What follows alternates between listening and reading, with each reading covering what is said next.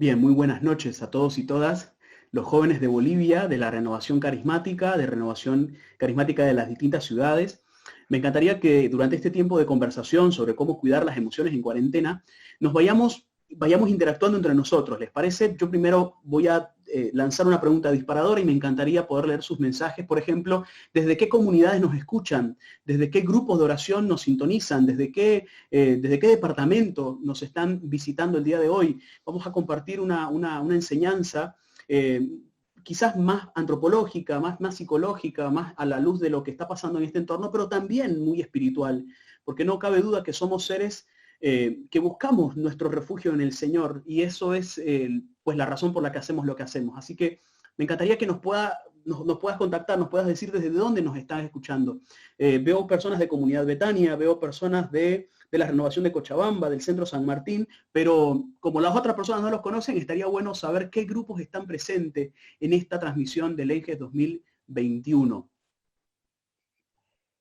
Muy bien, entonces yo voy a dar inicio a todas las preguntitas que van a ir escribiéndonos los que nos están siguiendo por esta transmisión en vivo. Y les damos totalmente la bienvenida y iniciamos esta prédica con mucho amor y en oración a Dios. Por favor, comencemos. Muy bien. Cuando se me pidió hablar sobre esto, yo me hice esta pregunta, ¿no? Yo me hice, ¿qué está pasando en nuestra mente? ¿Qué está pasando en nuestro interior? ¿Qué está pasando en nuestro corazón? Y pueden estar pasando muchas cosas, ¿no? Las emociones son aquellas reacciones que nuestro organismo tiene frente a las situaciones por las que estamos pasando. Es decir, si yo me gano la lotería, probablemente la emoción que me embarga en ese momento es alegría, ¿no? Si yo pierdo a un ser querido, pues probablemente la emoción que se hace más presente es el dolor, la tristeza. Si una amenaza está por acontecerme o si estoy frente a un día antes de defender mi tesis, pues probablemente sea el miedo, la emoción que yo sienta. Es decir, las emociones se instalan en nosotros, aparecen en nosotros frente a situaciones que nos resultan difíciles, y todas las emociones buscan que nos adaptemos a esas circunstancias o a esas situaciones que nos pasan. Lo primero que quiero decir con las emociones es que están ahí para ayudarnos. Las emociones no son una falla de Dios, no son una cosa, muchas veces en la renovación carismática estamos acostumbrados a decir, eso es emocional, como si eso fuese algo de baja calidad o una cuestión, digamos, de segunda categoría, y no es así.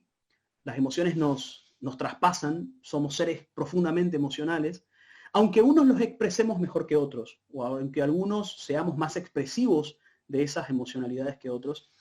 Claramente las emociones son parte de la vida diaria, ¿no? Yo quiero saludar primero a las personas que ya nos están sintonizando. Saludo a Cristiane, que está por ahí etiquetando a varias personas, a Maylia, a Carla, a Christopher, a Cristóbal, a Gabriela, a Karen, a Ronald, dice saludo hermano Roque, gracias Ronald. Nos saludan desde Yacuiba, nos dice Gabriela Gutiérrez, y Pablo Flores nos dice que nos saluda desde la Renovación Carismática de Trinidad, Grupo de Oración Semilla Nueva.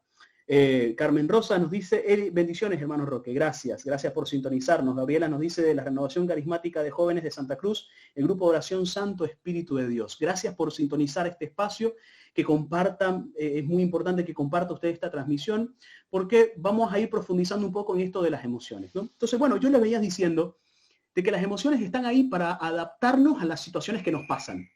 La tristeza frente al dolor nos ayuda en mucho. La alegría también. Lo que muchas veces ha pasado es que le hemos tirado muy mala fama a las emociones desagradables, que no voy a decir que son negativas, porque como yo dije que todas las emociones nos ayudan, yo no puedo decir que hay emociones negativas y positivas, porque ahí estaría dando un juicio de valor. Voy a decir agradables y desagradables por la sensación que eso genera. La tristeza no trae una sensación muy agradable. El miedo no trae una sensación muy agradable. La rabia no trae una sensación muy agradable. No nos sentimos en el mejor de nuestros momentos cuando lo sentimos, pero no significa que sean malas, negativas y que no tienen que estar ahí nunca. Y esto es algo muy importante que usted y yo lo podamos entender. Como todas las emociones están allí para poder adaptarnos, para poder ayudarnos, el hecho de que no sean agradables no significa que no nos puedan ayudar. Primer punto. las emociones están ahí para ayudarnos. Piensen esto, si no fuese por el miedo, probablemente no se hubiesen creado tantos mecanismos de bioseguridad como los estamos creando ahora.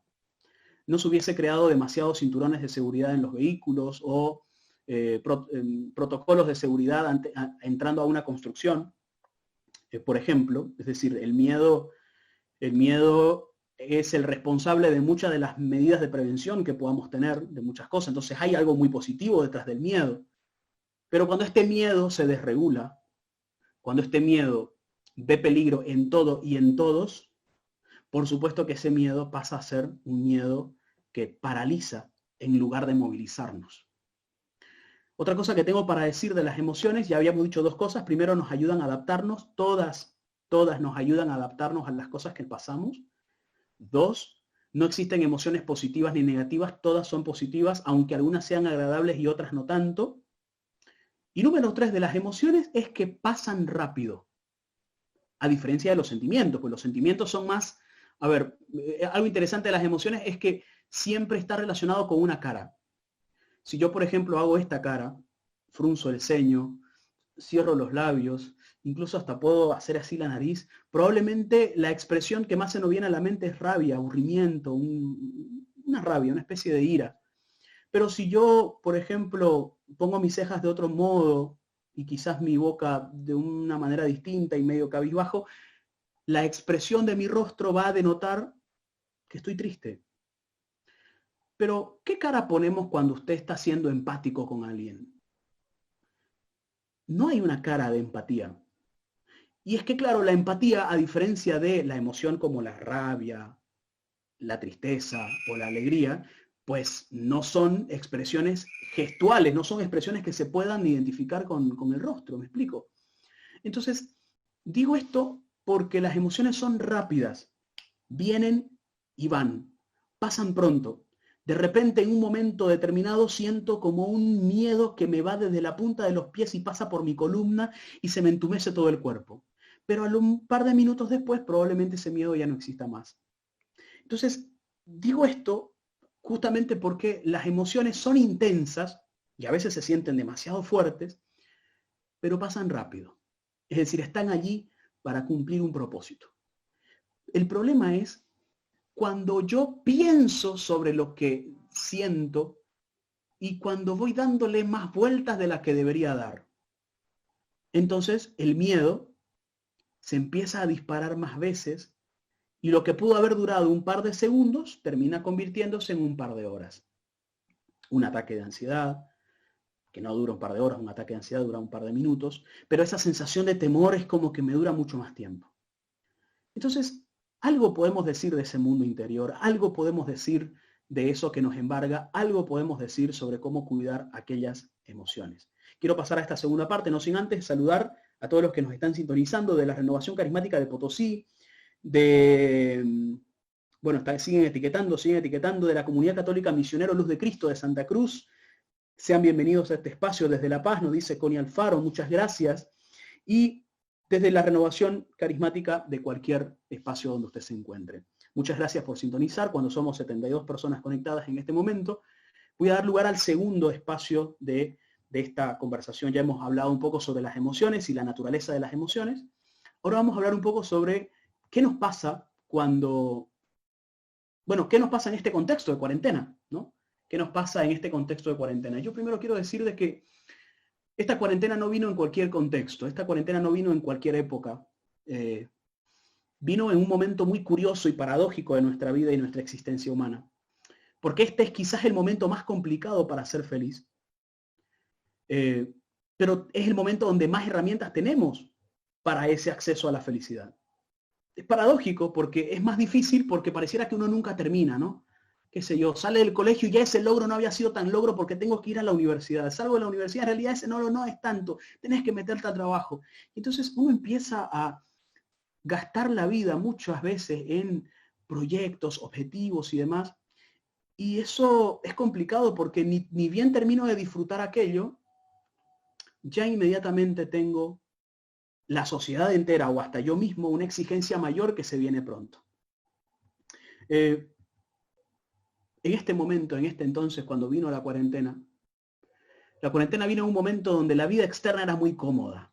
Teníamos control remoto, teníamos acceso a internet, estamos más comunicados que nunca, tenemos tenemos facilidades de todo tipo, un nivel científico espléndido, un desarrollo económico interesante, a nivel político se habían acabado las guerras en muchos lugares del mundo, aunque otros no tanto.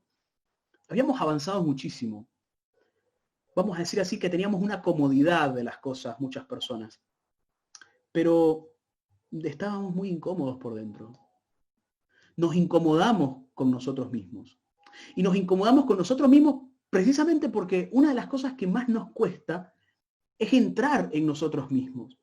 ¿Cuántos de nosotros, y fíjese cómo es interesante esto, cuántas personas sufren de ansiedad y de depresión en este contexto y en este momento? Cuando se supone que hay más posibilidades para ser feliz, cuando se supone que hay más posibilidades para encajar en el mundo, cuando se supone que somos un mundo más tolerante, más inclusivo, muchas personas sienten que se sienten muy incómodas con ser quienes son y que necesitan encajar en ciertos estándares. Es complicado, porque eso nos hace autoexigirnos demasiado. Y la ansiedad, o perdón, mejor dicho, la autoexigencia es la madre de la ansiedad.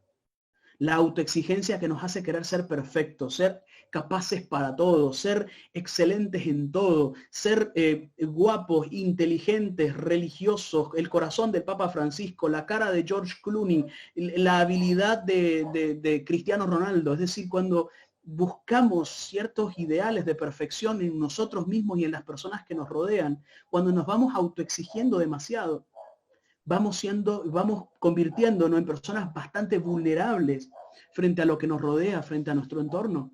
Entonces, ¿qué decir a propósito de esto? Que es interesante porque las personas podemos describir muy bien el mundo que nos rodea. Como la ciencia ha descubierto tantas cosas, el átomo, las cosas más pequeñas y minúsculas que no sabíamos que existían, podemos describir muy bien el mundo que nos rodea, pero no podemos mapear lo que nos pasa interiormente en nuestra mente. Pero no podemos identificar lo que nos pasa cuando sentimos miedo, cuando sentimos tristeza, cuando estamos angustiados. Es curioso, porque en este momento podemos describir muy bien nuestro mundo exterior, pero somos totalmente ignorantes de nuestro mundo interior. Hay gente que está tan poco capacitada para hablar de ella misma, que no suele compartir lo que siente, que tiene miedo y es más, piensa que cuando comparte lo que siente, alguien más se va a aprovechar de ella. Es curioso y es paradójico a la vez que en el momento donde mejor describamos nuestro mundo externo, ya sabemos por qué cae un rayo, ya sabemos por qué pasa lo que pasa, ya sabemos muchos fenómenos que para muchas personas en la antigüedad eran muy desconocidos, hoy los conocemos, pero no nos conocemos a nosotros mismos. No pasamos tiempo con nosotros mismos. Somos prisioneros interiormente, en sociedades libres, porque vivimos en una sociedad basada en derechos, en la libertad y en cosas muy parecidas a ese discurso, pero en nuestra mente somos tierra de nadie, en nuestra mente no hay orden, en nuestra mente no hay leyes, en nuestra mente hay cosas que están muy desordenadas y vamos caminando a pesar de eso. Vamos viviendo nuestra vida a pesar de nuestros vacíos. Vamos continuando y siguiendo cumpliendo con nuestras metas a pesar de que habían cosas que necesitábamos resolver, hasta que llega un punto en que eso es insostenible. Y cuando llega un punto en el que eso es insostenible, empezamos a sufrir. Y no sabemos sufrir, porque no sabemos pensar. Y no sabemos pensar, porque no sabemos entrar en la profundidad de nuestro interior. Por eso, hermano querido, hermana querida, nosotros tenemos un tesoro, y es la oración. La oración nos permite, más allá de lo espiritual y del contacto con Dios, nos permite cultivar nuestra vida interior. No huirle a la interioridad, sino más bien cerrar los ojos, entrar en nuestra casa y estar con nuestro Padre que está en lo secreto. Mucha gente, el peor momento del día es cuando apaga todas sus pantallas, porque ya no tienen que distraerse, porque ya no tienen que apagarse, porque ya no tienen que desenchufarse de su realidad en la que vive. Quien ora al Señor, quien ama al Señor, quien busca su presencia en el silencio, no huye de sí mismo.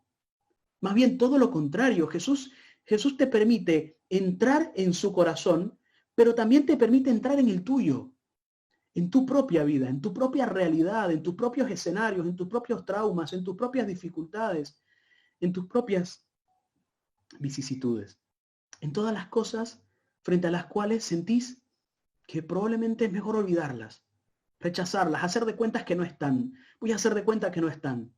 Como muchas personas decimos a veces coloquialmente, si usted vino, hermano querido, en un retiro con sus problemas, déjelos sus problemas en su casa. Yo diría, no, va bien, tráigalos, porque este es el mejor espacio para traerlos. Porque Jesús no te va a decir, aléjate de tus problemas y vení conmigo. No, no, no, es decir, ¿qué dice Jesús en el Evangelio? Traigan, vengan a mí todos los cansados y todos los cansados y agobiados, yo les daré descanso. Es que vengan con su cansancio, vengan con su agobio, vengan con su angustia, vengan con su dificultad. Lo primero que quiero decirte hoy es que Jesús te está esperando para que tú le lleves todas esas angustias, todas esas dificultades y todas aquellas cosas que no te permiten ser feliz, que no te permiten dormir, que no te permiten amar, que no te permiten ser libre. Nunca hemos tenido tanta información y al mismo tiempo nunca hemos estado tan confundidos. Es paradójico el tiempo en que vivimos. La cuarentena vino en ese contexto. En el contexto donde más desentendidos estábamos de nosotros mismos y de los demás. En el tiempo de mayor materialismo. En el tiempo de mayor individualismo. Porque es interesante, porque si bien es cierto estamos más conectados porque a un solo clic podemos hablar con personas en España o en cualquier otra parte del mundo, estamos más conectados, pero en realidad paradójicamente estamos más aislados. No sabemos conectarnos, porque como no sabemos amar, no sabemos cultivar nuestra interioridad, no sabemos establecer vínculos duraderos. Nos resulta difícil hacerlo. Y es justamente aquello que necesitamos hoy. Saber de que esta cuarentena vino, nos visitó, nos retó, nos movilizó, nos incomodó, nos hizo cambiar de planes. Y que la única manera de salir no es por mi propia cuenta, ni por mi propio dinero, ni por mi propia situación, sino por la capacidad que podamos tener de estar juntos y de salir adelante juntos. La pandemia trajo consigo muchas reacciones en las que nos colocó por lo menos en tres cosas. Voy a hablar de tres cosas bien puntuales, frente a las cuales me gustaría poder recibir alguna pregunta, algún comentario o lo que fuese.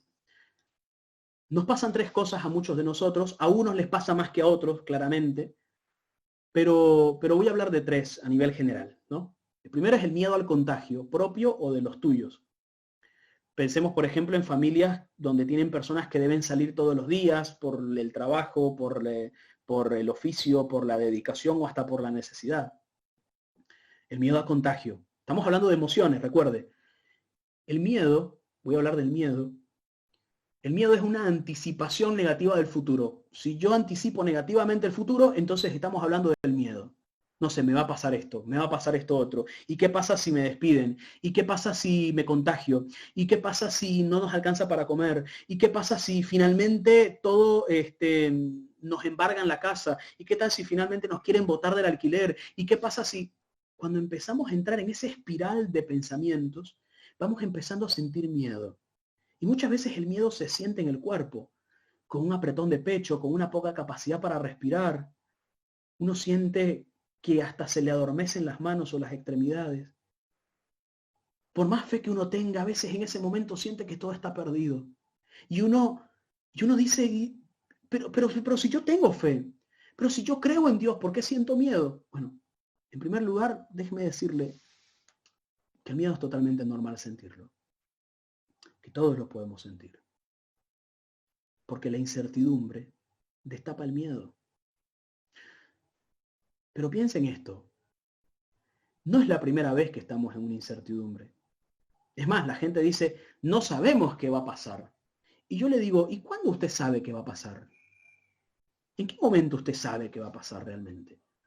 Piensen esto, antes de la cuarentena usted salía de su casa. ¿Usted sabe que va a volver a su casa en la noche? ¿O no? ¿Sabe? Bueno, tiene pensado volver. Piensa que las probabilidades son muchas. Pero usted tiene que saber que también puede no llegar a su casa, ¿no? Bueno, si usted piensa que al salir de su casa va a volver y tiene la firme convicción de que eso va a ser así, la felicito. Pero en realidad nadie tiene el futuro comprado. Igual es incertidumbre. Claro, por supuesto que esta incertidumbre es distinta a la comúnmente de la vida cotidiana. Pero tampoco eso es garantía. Usted ya venció la incertidumbre, eso es lo que yo quiero decirle. Usted ya venció la incertidumbre saliendo de casa, sabiendo que a pesar de que puede que no vuelva, igual está dispuesto a salir a trabajar, a estudiar o a hacer lo que tiene que hacer. Usted igual hace su vida. Igual usted vence la incertidumbre. No es la primera vez que usted está venciendo la incertidumbre. No es la primera vez que usted se va a enfrentar a un futuro incierto, porque todo el tiempo nos enfrentamos a un futuro incierto. Nadie sabe qué es lo que va a pasar exactamente. Y cuando tu mente empieza a rodearte de pensamientos como ¿qué va a pasar? ¿Y cómo vamos a hacer? ¿Y cómo vamos a llegar a fin de mes? ¿Y qué va a pasar si me contagio? ¿Y qué va a pasar si alguien fallece? Cuando tu mente te empieza a llevar en un montón de espirales, tenés que saber en ese momento parar y decirte un ratito, un ratito, un ratito. ¿Cuántas de estas cosas que me he imaginado realmente han pasado? Un autor dice, cuando uno está lleno de miedo, el 99% de los problemas que piensa no existen. No han pasado. Y es ahí cuando uno empieza a sufrir por anticipado. El problema del miedo y de la ansiedad es que uno termina sufriendo por anticipado ante algo que no existe, que solamente lo evoqué yo y mi propia capacidad para imaginarme un futuro negativo de las cosas. ¿Qué hacemos frente a este miedo? Primero, siéntalo. Es normal sentirlo. No lo piense tanto. Siéntalo. ¿Dónde lo siente? ¿Lo siente en el pecho? Quizás lo siente en el respirar. Lo siente en el corazón cuando palpita. ¿Dónde lo siente? Identifíquelo dónde lo siente. Y una vez que lo siente, en ese momento conéctese con su cuerpo. Es muy importante escuchar al cuerpo. Y cuando usted se conecta con su cuerpo, usted tiene la capacidad de leer lo que le está pasando, de lecturarlo, no de alejarse por completo de eso, no de huir lo más rápido y lo más lejos posible. No, sino conectarse con esa realidad. A pesar de que somos frágiles, a pesar de que nos sentimos indefensos, a pesar de que hay muchas preguntas que no tienen respuesta, como por ejemplo, ¿cuándo va a acabar y cómo va a acabar? Porque ni yo ni usted las tenemos esas respuestas. Piense en esto. Usted no necesita tener todas las respuestas, porque usted nunca tiene todas las respuestas para hacer su vida. Usted quizás solamente necesita una respuesta ante esas 500 preguntas que se le vienen a la mente. La única respuesta que usted necesita tener en ese momento, de la mano del Señor, es, a pesar de que pase, aunque no sabemos qué vaya a pasar, pero a pesar de que pase, eso que me estoy imaginando que pase, sé que Dios está con nosotros. No importa cuántas cosas nos pasen, no importa qué situaciones le tenemos miedo pasar, porque nadie, absolutamente nadie va a desearle el mal a nadie, pero si nos toca afrontar esto, usted tenga en claro una sola cosa y una sola convicción que nazca de su corazón, y es que a pesar de que eso ocurriese, a pesar de que eso pasase, Jesucristo no se va a apartar de tu lado. Jesús viene a tu auxilio y te dice, quizás no te voy a dar todas las respuestas, quizás no vas a tener todas las respuestas y todo ese panorama. En este momento quisiéramos tener a alguien que tenga una bola de cristal para que nos adivine el futuro. Por el miedo es por el que la gente hace cola para visitar a los brujos. Y ese tipo de magia y de hechicería, por el miedo a que me dejen, por el miedo a saber que esto va a ser por completo y entonces quiero recuperar al ser amado. El miedo muchas veces ha navegado tantas veces en nuestro corazón que nos ha hecho tomar decisiones que nunca haríamos, siendo católicos, siendo cristianos, siendo personas coherentes, siendo personas morales. El miedo muchas veces cuando nos aprisiona, cuando no sabemos identificarlo, cuando lo negamos, nos termina pasando de que nos gobierna. Y al gobernarnos, todo a nuestro alrededor es peligroso, todo a nuestro alrededor es ansioso, todo a nuestro alrededor es amenaza. Y no puedo dormir tranquilo y no puedo estar feliz.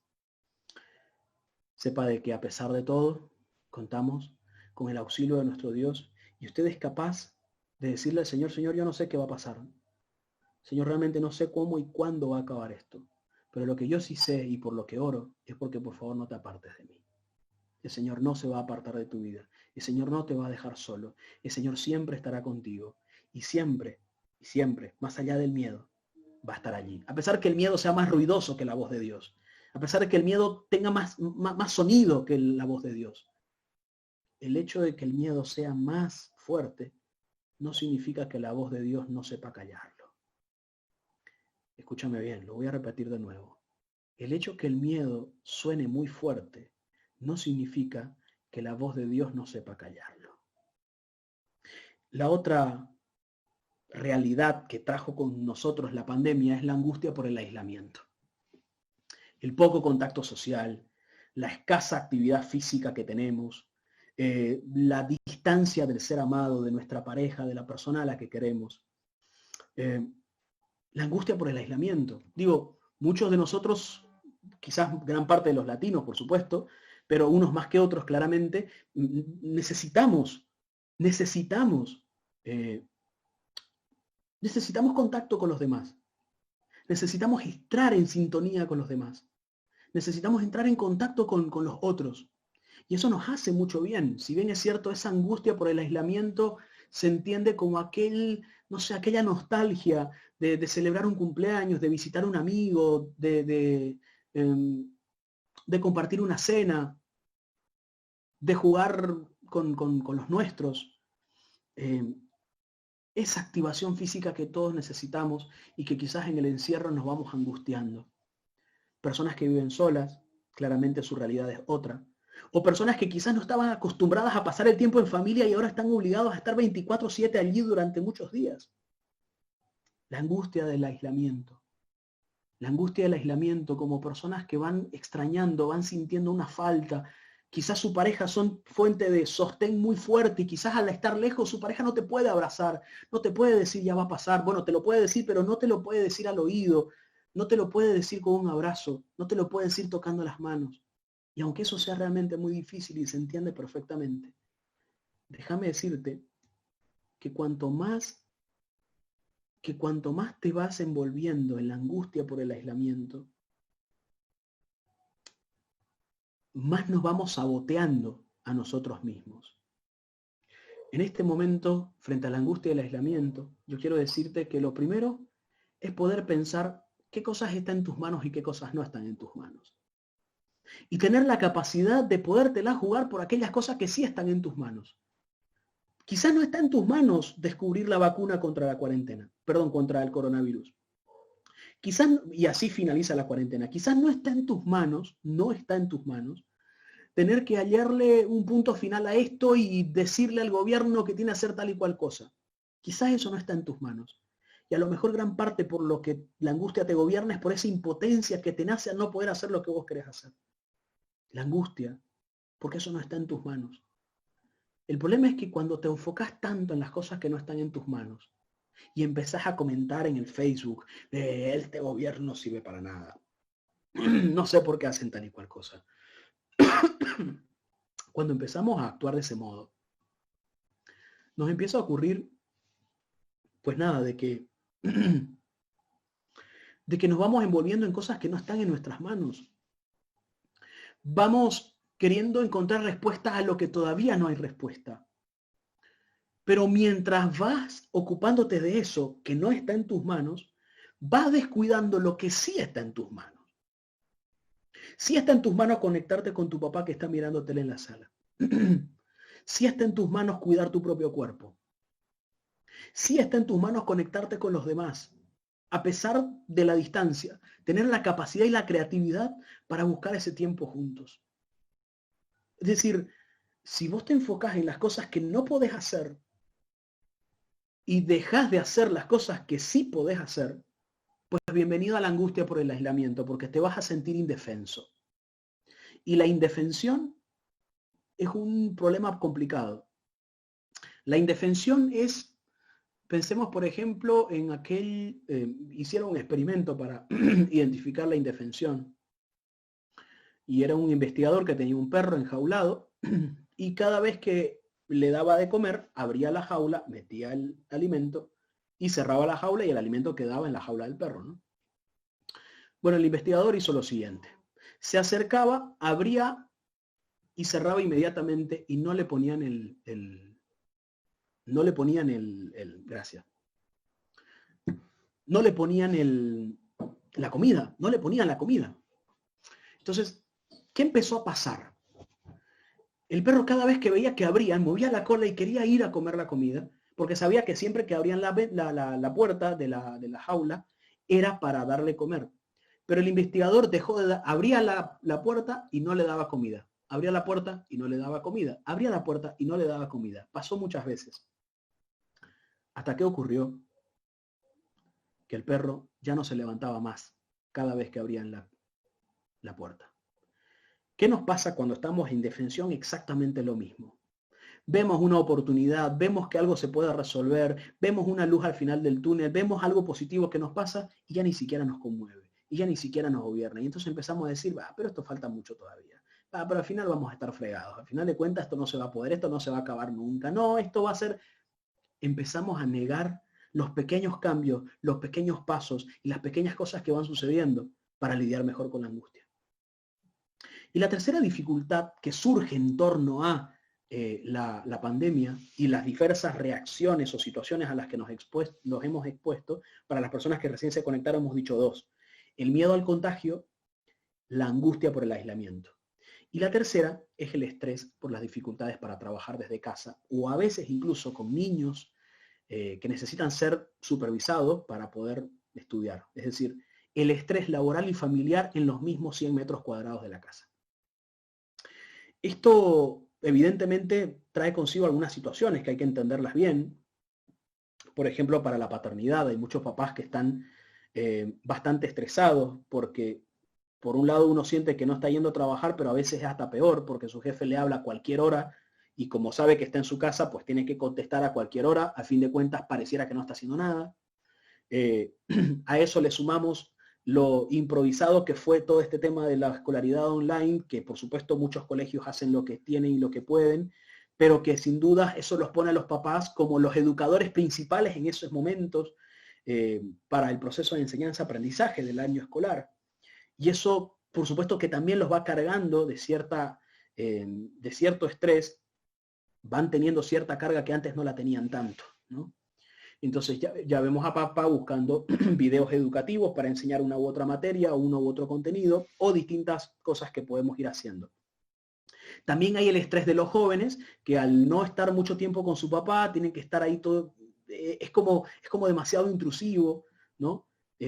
No es tan sencillo lidiar con ciertos caracteres y entonces uno quisiera más bien ponerse sus audífonos, encerrarse en el play o hacer todo lo necesario para aislarse por completo porque ese estrés me gobierna y me empiezo a sentir bastante abrumado. El estrés también es importante mencionarlo dentro de todo porque aunque el estrés es una reacción natural y normal del organismo, ya lo hemos dicho, hay que considerar algunas cosas que son importantes.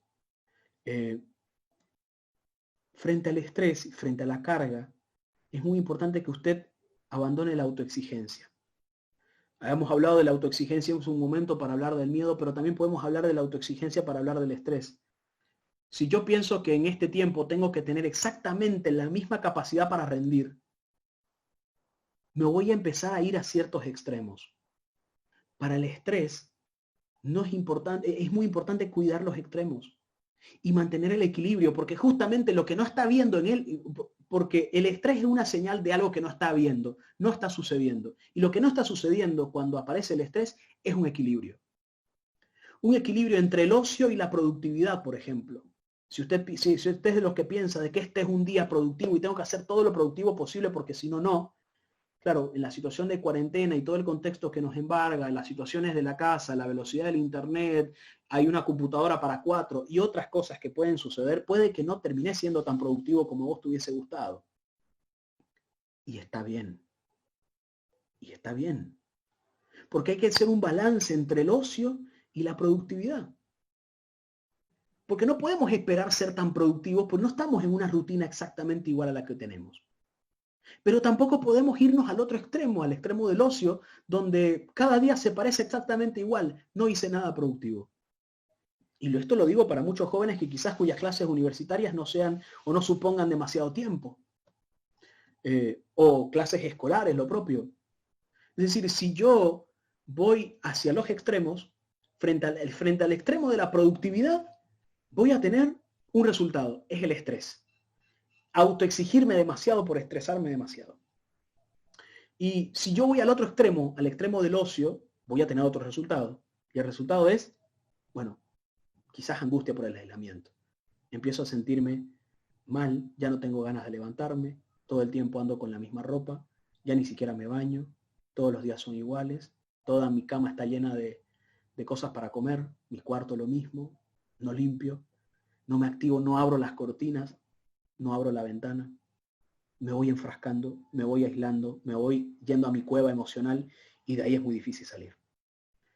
Para ir concluyendo, el miedo a contagio, el estrés laboral y familiar y la angustia por el aislamiento son las situaciones que nos han puesto en una situación, o sea, son aquellas situaciones que nos han puesto en un estado constantemente alerta, constantemente tenso y quizás con una esperanza bastante negativa de lo que va a poder pasar.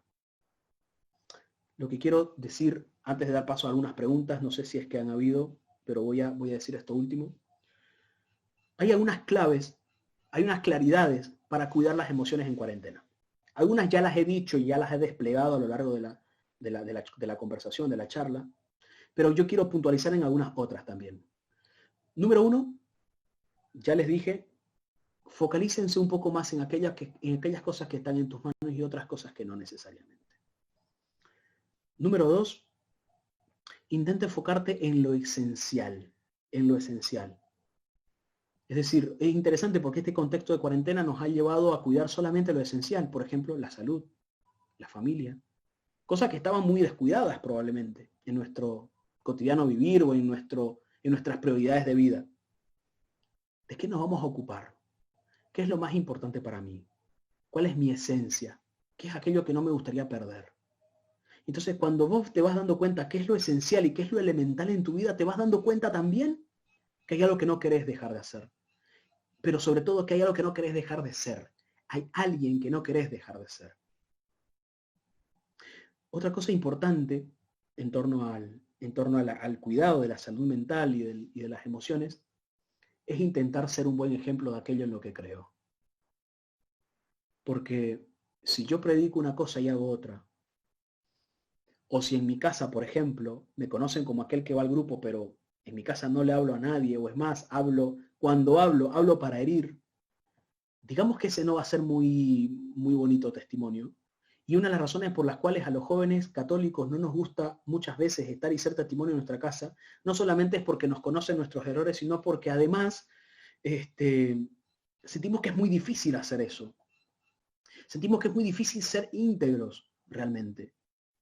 Y yo creo que es una bonita oportunidad para poder ser el mejor ejemplo que puedo de aquello en lo que creo. El mejor ejemplo que puedo de aquello en lo que creo. Número 3. Usted no tiene el poder de cambiar a nadie. No puede cambiar. No va a poder cambiar a tu mamá, no vas a poder cambiar a tu papá, no vas a poder cambiar a tu hermano. Vos no sos el que cambia a las personas. Quizás necesites aceptar un poco de eso. Quizás todo el tiempo pienso en una mamá que todo el tiempo ve a su hijo y cuando ve a su hijo piensa en el hijo que le gustaría tener. Y cuando piensa en el hijo que le gustaría tener, ay, cómo no sos tan más valiente, cómo no sos más hacendoso, cómo no sos más comedido, ¿por qué no puedes ser como tu hermano? Todo el tiempo cuando vamos pensando en qué es lo que el otro debería hacer para cambiar, rápidamente nos vamos enamorando de una idea, de un hijo ideal. Pero cuanto más nos enamoramos de un hijo ideal, de una mamá ideal, de un hermano ideal, de un papá ideal, cuanto más nos enamoramos de esas personas ideales que no existen, más nos desconectamos de la mamá real, del papá real, del hijo real, del hermano real que tengo. Nadie tiene el poder de cambiar a nadie. Puedes orar por ellos. Puedes pedirle a Dios que haga de ellos cada vez una mejor persona, que pueda forjar en ellos la capacidad para amar y ser amados, y que puedan ser capaces de salir de la mejor manera de esta situación difícil. Y finalmente decirte que no descuides tu oración, que no descuides tu capacidad para entrar en tu cuarto, que no te tengas miedo a vos mismo, que sí es bueno socializar y estar con los amigos, que sí es bueno distraerse, que sí es bueno ser productivo y aprender nuevas recetas de cocina, que sí es muy bueno. Pero no te olvides que a pesar de que todo eso sea muy bueno, estar con tu Señor, pasar tiempo con Él, guardar un poco de silencio y ponerte a pensar en vos mismo y no negar lo que te está pasando, es una muy buena manera de cuidarte. Porque lo que pasa en nuestro mundo interior, Dios lo conoce perfectamente. Y como Dios lo conoce perfectamente porque Él es el maestro de las emociones, porque todas estas cosas, lo más probable es que Jesús en su momento también lo ha pasado. La angustia, el miedo, hasta el estrés, el cansancio, el desánimo. Pero siempre estuvo en Jesucristo la capacidad de mirar al cielo y decirle al Padre que se haga tu voluntad y no la mía. Pedir al Señor que Él tiene el control de las cosas, que pueda ser capaz de tomar el control de tu vida y que finalmente en el momento más doloroso y en el momento más difícil seas capaz de decirle a Él, hágase en mí según tu voluntad, que no se haga lo que yo digo, que se haga lo que tú digas. Señor, aparta de mí este cáliz, pero que no se haga mi voluntad sino la tuya. Esa es la mejor oración que hoy podemos decirle a nuestro Señor. Que además de la oración de intercesión porque se acabe el coronavirus, que también podamos ser capaces de aceptar su realidad y de aceptar aquello que nos está tocando. Porque quizás si estamos tan ocupados en decir que se acabe, que se acabe, que se acabe, que se acabe, que se acabe, que se acabe, Jesús te está diciendo, aprende, forjá, adelantá, crecé, madurá. Pero yo le estoy diciendo al Señor que se acabe, que se acabe, que se acabe. Todos queremos que se acabe. Pero si vos sos capaz de decirle al Señor, Señor, duele. Señor, es muy difícil. Pero Señor, aquí estoy. Aunque no entiendo, aunque no sé qué va a pasar, aunque no tengo respuestas, aunque no tengo certezas. Señor, yo hoy vengo a decirte que te amo con todo mi corazón y que creo en vos firmemente y que no me voy a apartar de ti. Y que se haga tu voluntad en mi vida y no la mía. Amén. Amén. No sé si alguno de los chicos tiene alguna pregunta. Carla, ¿por ahí estás? Sí, bueno, agradecido siempre por la excelente prédica que hemos recibido el día de hoy. Muchas gracias a hermano Roque. Entonces abrimos un pequeño espacio para que puedan ingresar sus preguntas, algunas dudas que hayan tenido sobre esta prédica tan interesante, las preguntas que sean concretas por el tema de tiempo, por favor, hermanos. Así que pueden ir preguntando y yo voy a ir leyendo a hermano Roque.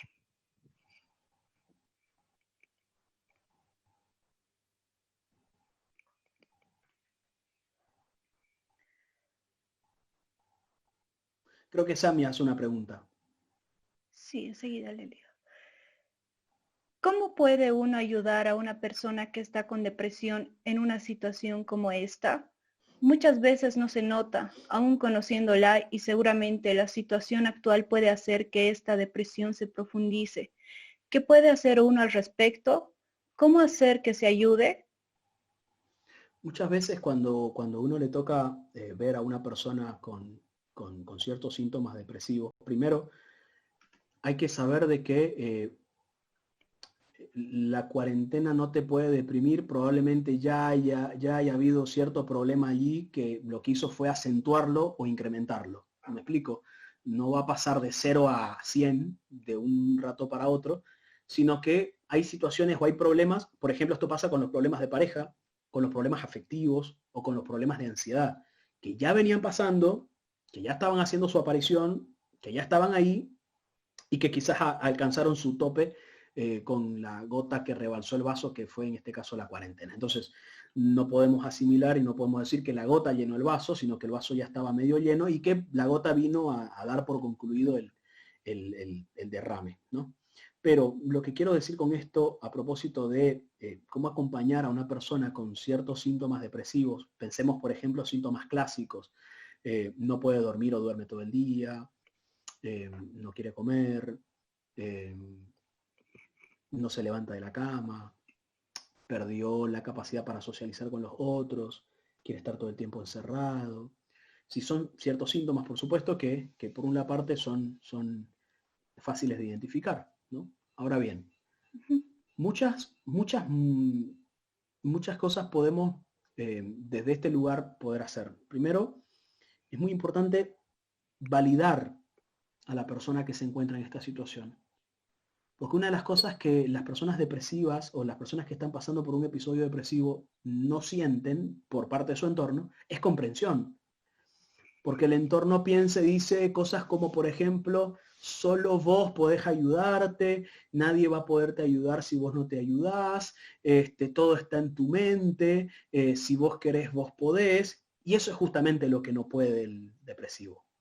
Es decir, no es que no quiera, quiere querer, pero no tiene ganas. Es decir, se desactivó de tal manera físicamente, ¿me explico? Es decir, dejó de hacer tantas cosas que antes comúnmente hacía, que se fue encerrando en un hueco emocional. Lo primero es entrarte un rato al hueco.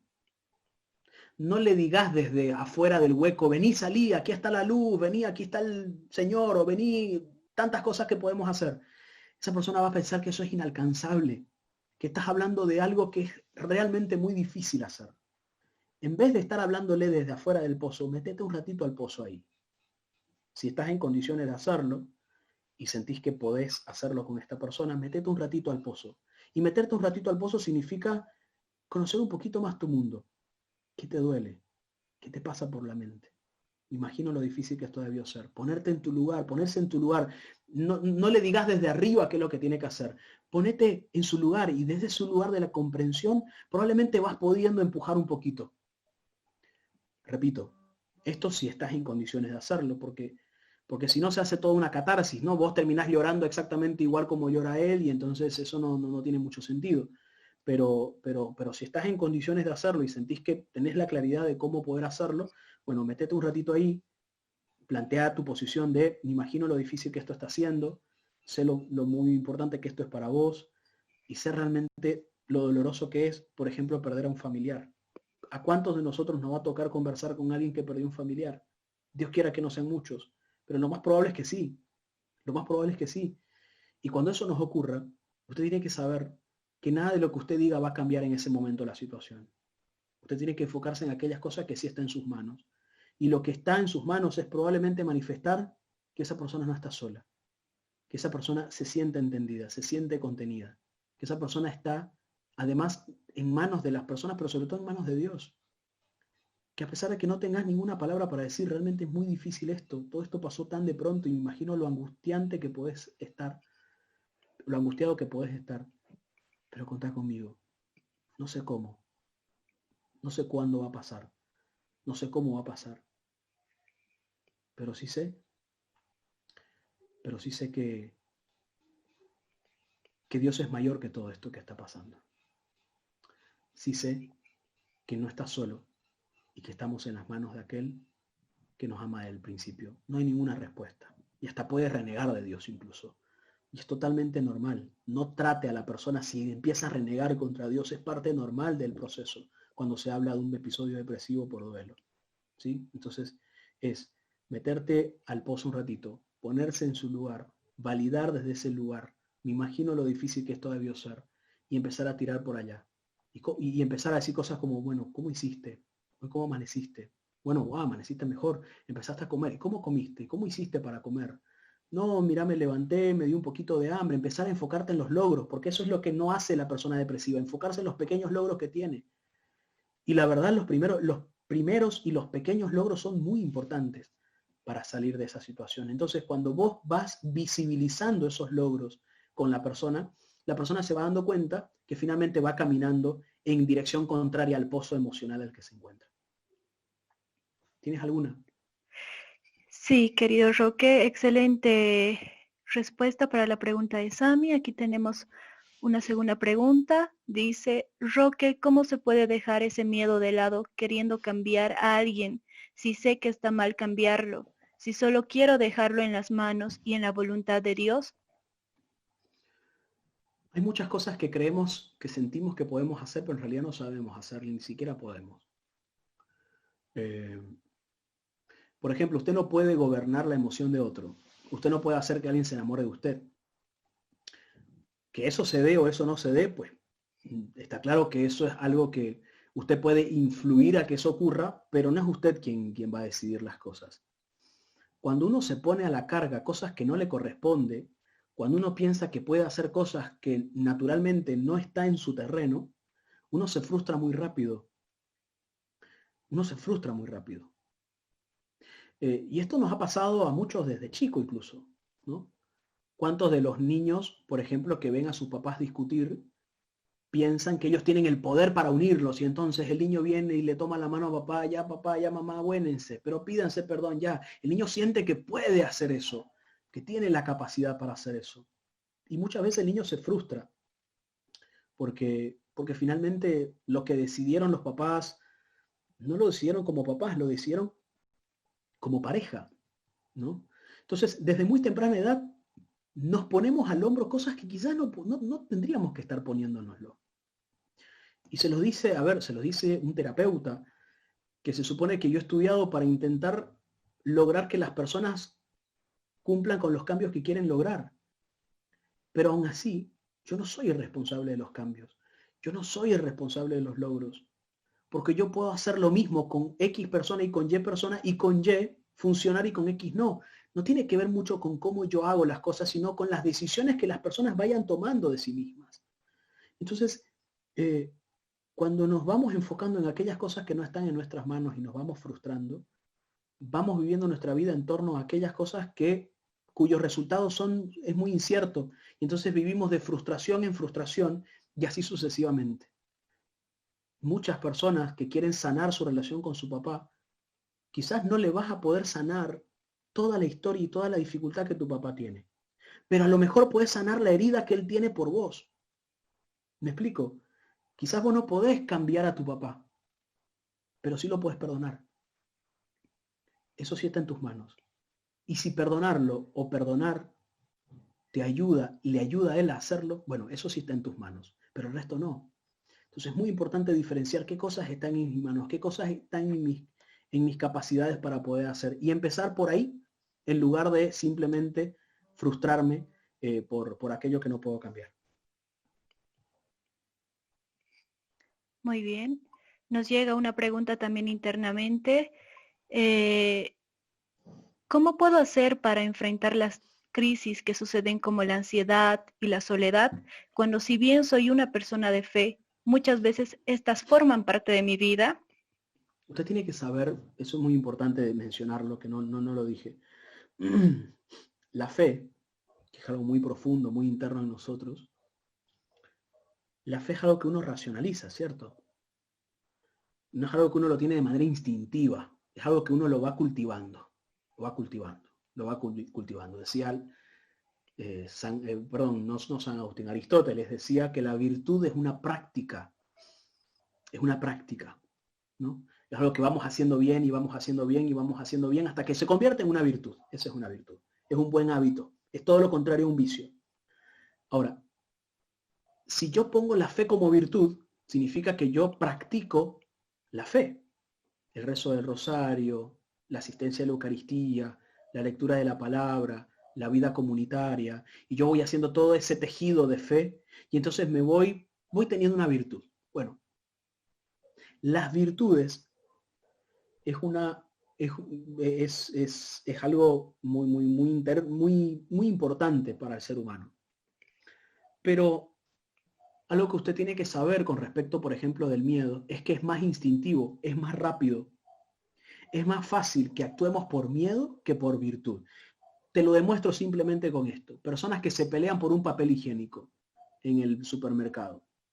El miedo los gobierna, a pesar de que sean personas muy solidarias. Es más, hasta pueden dirigir un voluntariado en el hogar tanto. Y se están peleando con un papel higiénico, por un papel higiénico con otra persona en el supermercado.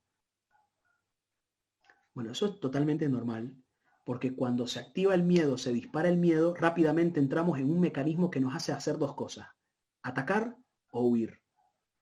En ese momento no nos importan nuestros valores, nuestras virtudes, nos empezamos a convertir en personas que solamente somos capaces de hacer esas dos cosas: atacar o huir. Sobre todo si nos caracterizamos por personas que quizás no sabemos cultivar muy bien esta vida interior, ni tampoco nos sentimos capaces de gobernarnos a nosotros mismos. Ahora bien, los problemas de ansiedad, los miedos y demás pueden venir de distintos lados.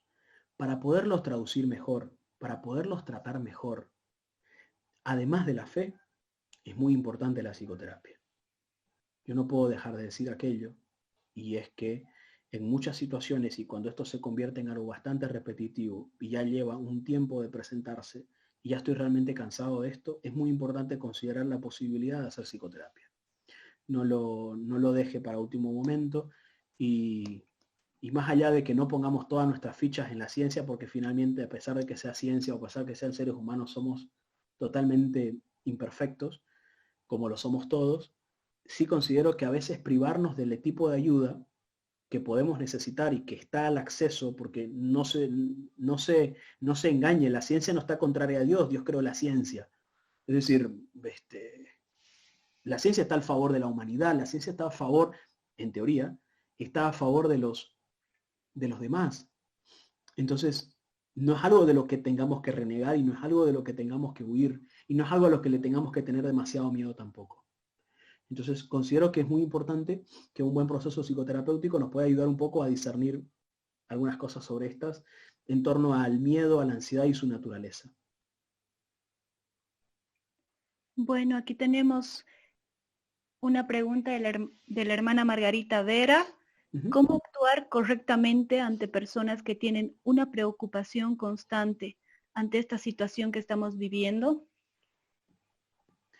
Cuando una persona está envuelta en un espiral de pensamientos negativos, obsesivos, vamos a decir así, porque los pensamientos, cuando hablo de espiral, significa que pasamos por lo mismo, pero vamos subiendo, vamos escalando y nos vamos yendo y nos vamos yendo y nos vamos yendo, hasta que no aterrizamos, ¿no? Quizás algo que puede ayudar a esta persona es decir, ok, perfecto, muy bien, ya una vez me contó y qué voy a pasar y cómo voy a hacer, bla, bla, bla. No la dejé ir muy lejos. Decir, espera un ratito, un ratito, un ratito. ¿Qué hora es? Son las 3:30. Ok, ¿y qué día es hoy? Sábado 9 de mayo. Ok. ¿Cuántas de estas cosas que me dijiste han pasado? No, ninguna. Ninguna. ¿Qué tan útil es amargarte por cosas que no han pasado? Es más, por último, ¿cómo sabes cómo vas a reaccionar frente a las cosas que has pasado, que no has pasado todavía?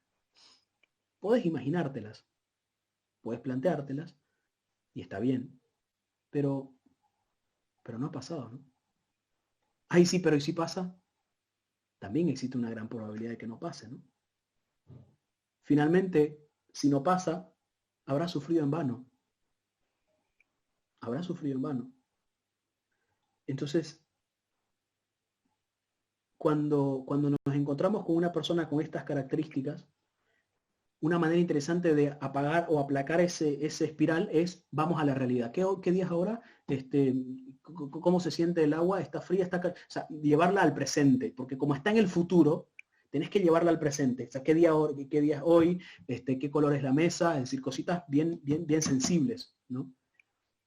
Y cuando vuelve a la conversación, ya no vuelve exactamente igual. Ya se conectó en el presente, ya cayó en cuenta, ¿no?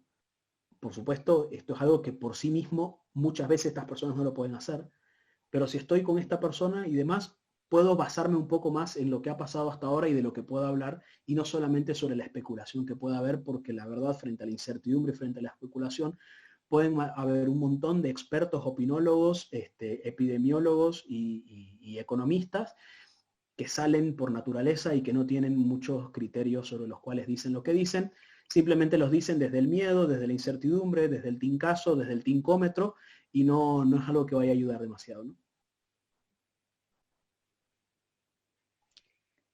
Claro. Bueno, acá por factor de tiempo, hermanos, les decimos que estamos ya cerrando el espacio de las preguntas. Tenemos unas 3 últimas preguntas más, donde nos dice la hermana Ibáñez, ¿qué podemos hacer para manejar la ansiedad, el temor a no saber qué va a pasar? Una cosa interesante con respecto a la ansiedad y los pensamientos, una práctica que no es común, pero que nos puede ayudar a todos. Todos sabemos pensar, pero no todos sabemos pensar sobre lo que estamos pensando. Es decir, pensar sobre lo que estoy pensando es ver desde afuera mis pensamientos. Imagínese usted una cancha de fútbol, en una cancha de fútbol, un estadio. La visión que tiene el jugador que está en el campo no es la misma visión que tiene el que está en el palco o en la gradería. Cuando estamos absorbidos en nuestros pensamientos. Es como esos jugadores que están en la cancha y solamente ven eso que está en la cancha. Pero quien mira de palco las cosas tiene una mirada más amplia, tiene más posibilidades. Entonces, muchas veces intentamos no pensar, ¿no? Ay, no quiero pensar, no quiero pensar, no quiero pensar, no quiero pensar.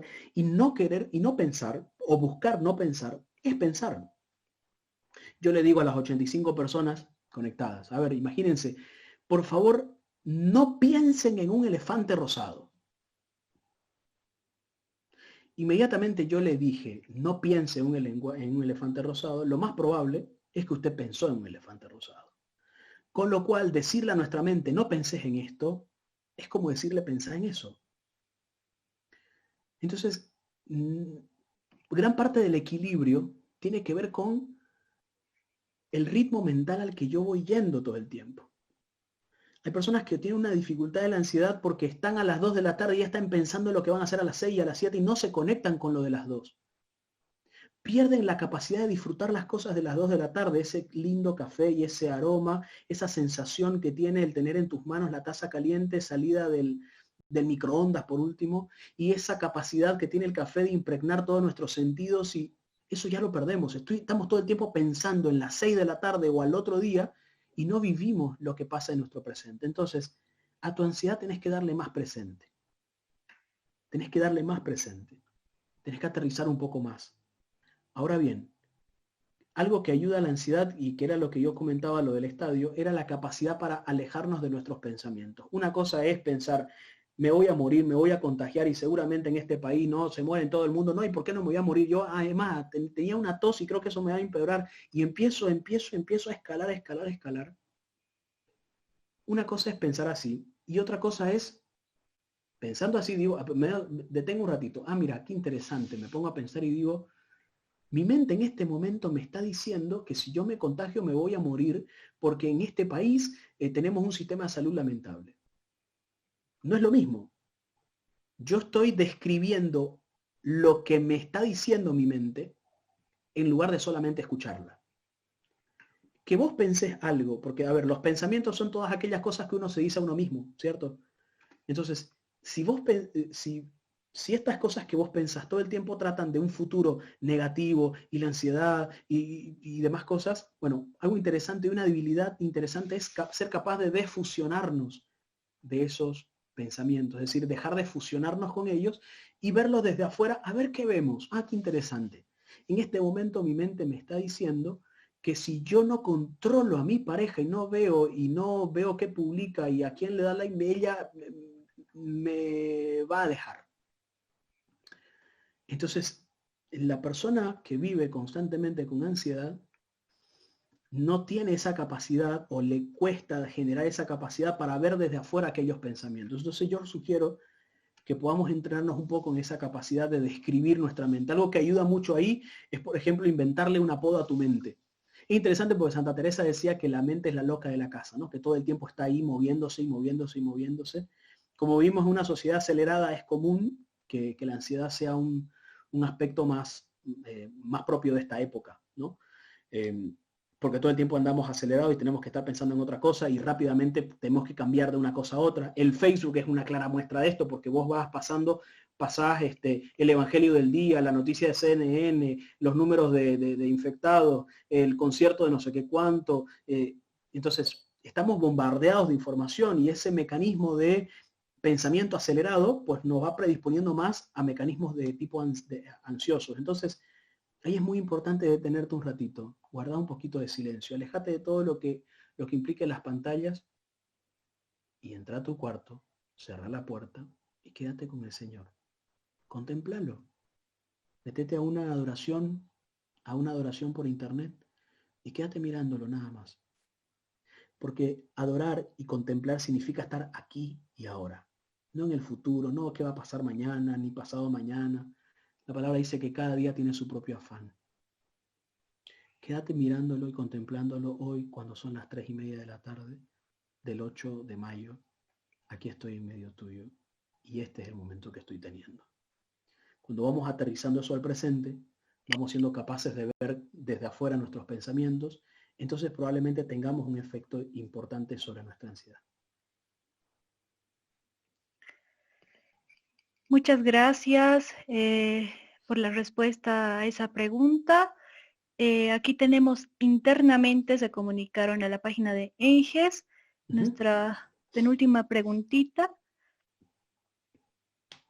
¿Cómo lidiar con un familiar tóxico en este tiempo, más aún si es alguien como uno de nuestros padres? Perdón, la pregunta. ¿Cómo lidiar con un familiar tóxico en este tiempo, más aún si es alguien como uno de nuestros padres? Yo creo que la palabra tóxico ha contaminado mucho y puede que caigamos en un error muy importante cuando nos referíamos a tóxico. Yo hasta ahora no sé muy bien a qué se refieren las personas cuando dicen la palabra tóxico, porque pareciera que ser tóxico implica, por ejemplo, ser celoso, decir una cosa y hacer otra, ser demasiado intenso. Pero a nadie nos queda claro exactamente el prototipo de una persona tóxica. Porque ¿a qué nos referimos cuando hablamos de una persona tóxica? Por supuesto, probablemente nos referimos a alguien que quizás es desagradable estar, que quita energías, que no sé, alguien a quien uno quiera evitar o alguien que canse muy rápido. Pero es que para mí la palabra tóxico es demasiado amplia, entonces no podría, frente a esta pregunta, no podría decir mucho porque yo no sé qué pasa con su papá y cuando su papá hace esto, ¿qué hace ella? Y cuando ella hace esto, ¿qué hace su papá? Yo me estoy perdiendo de mucha información allí, por lo que no podría mencionar mucho aquello. Muy bien, querido Roque. Bueno, viendo las preguntas, son con relaciones igual al tema de la pandemia y todo eso.